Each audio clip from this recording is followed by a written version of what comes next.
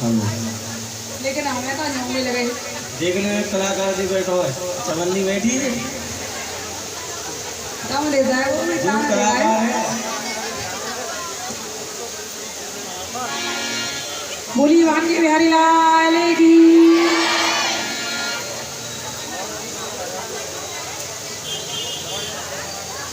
बाबा चल रही थी, अजय कथा को भूल गए सब। अब इनको बताने में कथा कहाँ चल रही थी, पांडाल में किसी को नहीं पता कि पांडाल में चल रही है कि पांडाल से बाहर सतीनगर में। सतीनगर में चंदा, वाह तालियां बजाना जोरदार। हमने सोची कि भजन में ही मस्त है, हमें तो हमारे बाद कोई और आएगा तो मैं भूल जाऊंगी, भूल जाऊँ।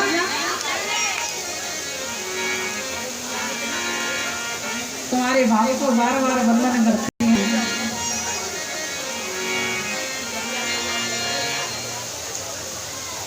कन्हैया हट पकड़ गए थे कि चंदा लेंगे, चंदा लेंगे। मैया ने कहा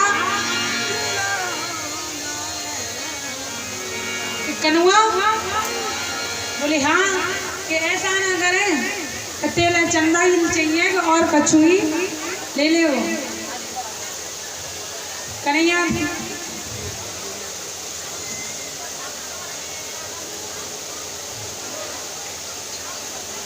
भटकवा देते हैं इधर उधर। मैया बोली ऐसा कर, चंदा से तो अच्छा हम तेरे लिए बहू नहीं ले आए। अब तो कन्हैया चंदा वंदा माखन सब कछु भूल गए और एक ही बार रट लगा ली, अब तो बहू लेंगे, बहू लेंगे, बहू लेंगे। भैया ने कहते हैं जल्दी हम करिए। अच्छा किन्हीं किन्हीं को बहू चाहिए हाथ करना, भैया जी रहते तो सब बहू ही बैठे। पीछे वाला मुझे चाहिए, भैया बोल रहे हैं के लिए ताली बजा दो जोरदार। तुम्हें नहीं चाहिए, बाकी के सब रेडी ही रहेंगे।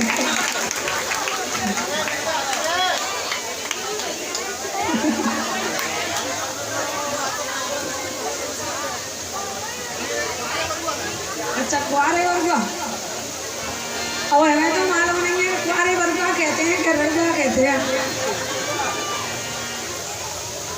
चलो जो भी रहे, मस्त रहो, ठाकुर जी की कृपा में ऐसे ही झूमते रहो। जहाँ कहीं भी कथा कीर्तन सत्संग चले मस्ती से झूमो।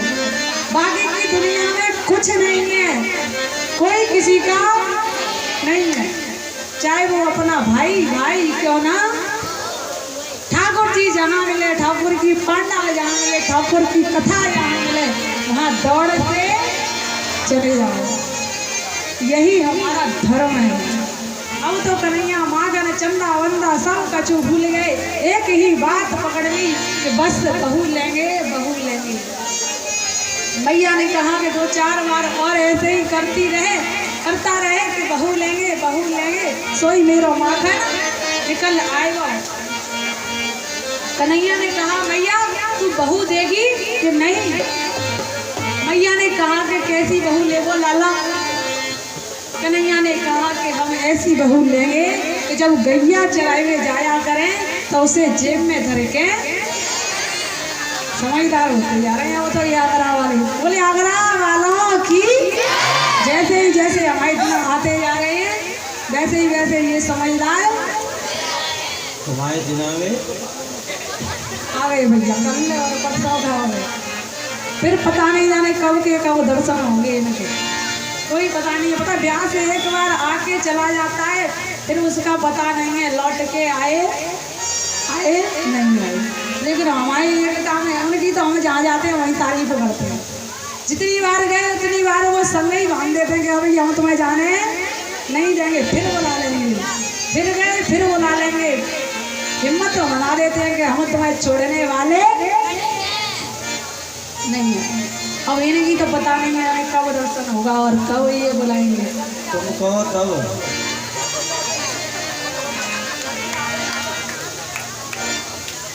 बोलिए बांके बिहारी लाल की।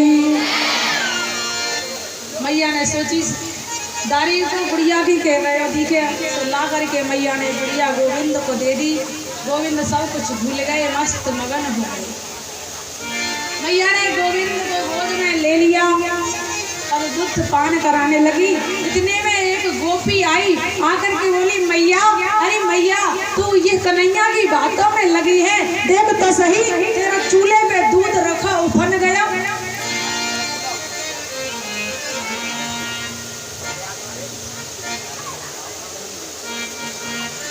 मैया बोली हे भगवान, दूध बन गया। गोविंद को गोदी से नीचे पटका और डाल करके ऐसी मैया ने दौड़ लगा दी दूध के लिए। गोविंद को इतनी गुस्सा आई, इतना क्रोध आया कि होठ पड़पड़ाने लगे क्रोध के मारे। गोविंद कहने लगे अच्छा जब मैया को दूध प्यारा है पूत प्यारा नहीं। गोविंद को बड़ी जोर से गुस्सा आई तो जाने कहां से एक इतना बड़ा पत्थर का लोड़ा ले आए और ला करके जिस दही मिलो रही थी मैया उस मटकी में गोविंद ने तो समझा कि आवाज होगी। जैसे ही वो पत्थर उठा करके गोविंद ने उस मटकी में धड़ाम से मारा, मटकी फूट गई। जितना दही था वो सब। गोविंद बोले हे भगवान ये क्या हो गया, मैंने तो सोची कि आवाज होगी खाली और इस तो ये तो मटकी फूट गई और मैया छोड़ने वाली नहीं है। आज तो छट्टी का दूध याद आ जाएगा। गोविंद वहां से दौड़े दौड़े दूसरे चौक में पहुंच गए। कहते हैं कि थूक के आंसू लगाना। गोविंद को रोना तो आए नहीं और थूक के आंसू लगाए करने का तो पिटाई बचेगी, नहीं तो लठ तो पड़ेंगे। मैया आई, आकर के मैया ने देखा कि मटकी फूट गई। ये कैसे? एक बार तो मैया को रहम आया, देख तो सही जनक से छोरा में कितना क्रोध है। लेकिन फिर सोचा कि अगर आज इसे छोड़ दिया तो ज्यादा दंड होता जाएगा। इसीलिए मैया ने चांदी की छड़ी ली और कहा रे तू दारी के आज तू ही देखना है। मुझे मैंने तुझे गोदी से उतार दिया तो तूने मेरे दादी सासू जमाने की मटकी ही फोड़ दी। अरे मेरे सासू के जमाने की मटकी थी, उसमें 50 सेर दही आता था एक बार में और तूने उसे फोड़ दी। गोविंद दूसरे चौक में जाकर के उकल पर चढ़ गए और उकल पर चढ़ करके बंदरों को माखन लुटाने लगे। जैसे ही मैया को आते देखा तो आगे आगे गोविंद, पीछे से ग्वाल वाल, सबसे पीछे बंदर और सबसे पीछे मैया। और मैया दौड़ लगाती है, गोविंद आगे आगे। रुकता सही दारी के, आज मैं तुझे देखूंगी, तूने ज्यादा अत करके रखी है, रुकता सही। गोविंद बोले मैया तू मारेगी? मैया बोली नहीं तेरी पूजा करूंगी, रुकता सही। गोविंद बोले मैया आज छोड़ने वाली नहीं है, आज तो ठुकाई ढंग से होगी। और मैया आगे आगे कन्हैया और पीछे पीछे मैया। जैसे ही मैया ने सोचा कि अगर मैं इस चांदी की छड़ी को गोविंद को डलाऊंगी तो ये पकड़ने वाला नहीं है, हाथ डालने वाला नहीं है। इसीलिए मैया दौड़ती है तो वो छड़ी छोड़ दी कि अगर मैं इसे रख दूंगी तो ये डरेगा नहीं, वरना ये पकड़ में आने वाला नहीं है। यशोदा मैया दौड़ लगाती है तो मैया के सिर पर जो बालों में फूल लगे थे वो फूल बालों से झर झर कर नीचे गिर रहे थे कि जिस गोविंद को, जिस प्राण वल्लभ को, जिस परमात्मा को उस माँ ने अपना पुत्र बना लिया, उस माँ के सिर पर आओ हम रहने के अधिकारी, उस माँ के तो हम चरणों में रहने के लायक हैं। इसीलिए फूल झर झर करके यशोदा मैया के चरणों में गिर रहे थे। जैसे ही कन्हैया धीरे धीरे पड़े कि अब तो मैया ने छड़ी फेंक दी, धम्म सीने जाके गोविंद को पकड़। जैसे ही गोविंद को पकड़ा तो मैया कहने लगी दारी के आज तेरी करूंगी सेवा ढंग से, तूने ज्यादा अत रखी है।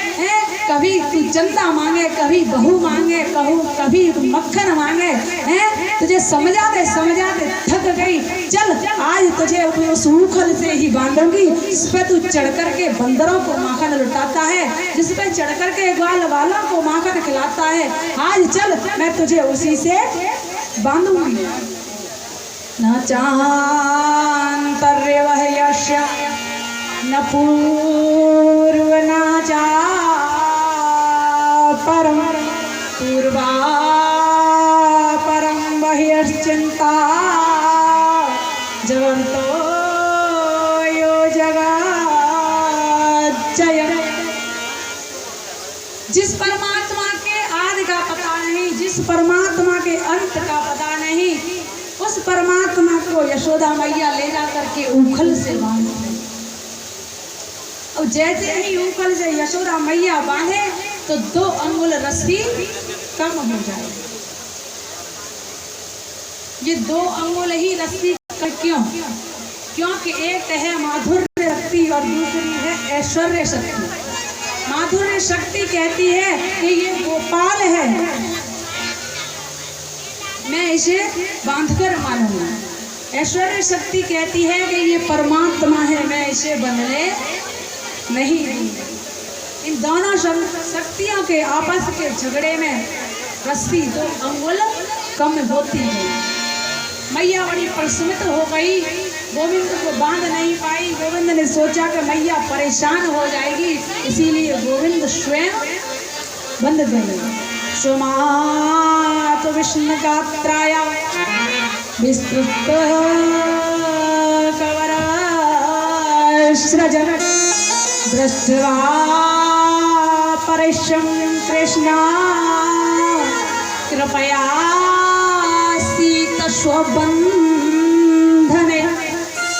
स्वबंधने तो स्वयं बंध गए। स्वयं अगर माँ यशोदा जैसा वात्सल्य किसी का होता है वो ही गोविंद को बांध सकता है। तो दोनों अंगुल रस्सी कम हो रही थी, मैया को ज्यादा प्रसन्नता देखा गोविंद ने, तो गोविंद स्वयं मैया के बंधन में बंध गए। गोविंद जैसे ही बंधे, मैया ने कहा दारी के आज तू बनो रह जैसे तभी देखूंगी मैं तुझे, जब तक मैं पूरा काम कर लूं। मैया काम करने के लिए चली गई। गोविंद ने सोचा कि मैया तो काम करने चली गई, तो गोविंद घुटमन घुटमन घुटमन ऊखल को साथ में लेकर के चल दिया। द्वार पर 2 वृक्ष खड़े थे, यमला अर्जुन अशोक वृक्ष। ये दोनों कुबेर के पुत्र थे। नारद जी का सम्मान नहीं किया था, इसीलिए नारद जी ने उन्हें जड़ वृक्ष होने का श्राप दे दिया था और कहा था फिर श्री कृष्ण के स्पर्श से तुम्हारी मुक्ति होगी, तुम इस बंधन से छूट जाओगे। आज वो समय आ गया। गोविंद घुटमन घुटमन चले। जैसे ही चले तो दोनों वृक्षों के बीच में से निकले। गोविंद की कोहनी का स्पर्श हुआ, दोनों वृक्ष जमीन पर जोर से गिर पड़े।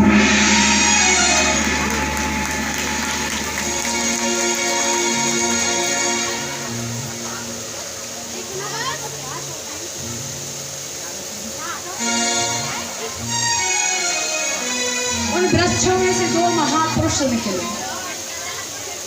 भगवान ने कहा कि तुम कौन हो आप लोग? दोनों हाथ जोड़ करके बोले हम कुबेर के पुत्र हैं, नारद के श्राप के कारण हम जड़ वृक्ष हो गए थे। भगवान बोले मांगो, क्या मांगना चाहते हो? बोले हमें यही वर दे दो प्रभु कि वाणी आपके गुणों को गाए, कानों से हम आपकी कथा सुने, शरीर आपकी सेवा में लगे, मस्तक हमारा आपके चरणों में झुके और दृष्टि हमारी इतनी महान बन जाए कि हम जिस किसी को देखें उसमें गोविंद का, भगवान का दर्शन किया करें।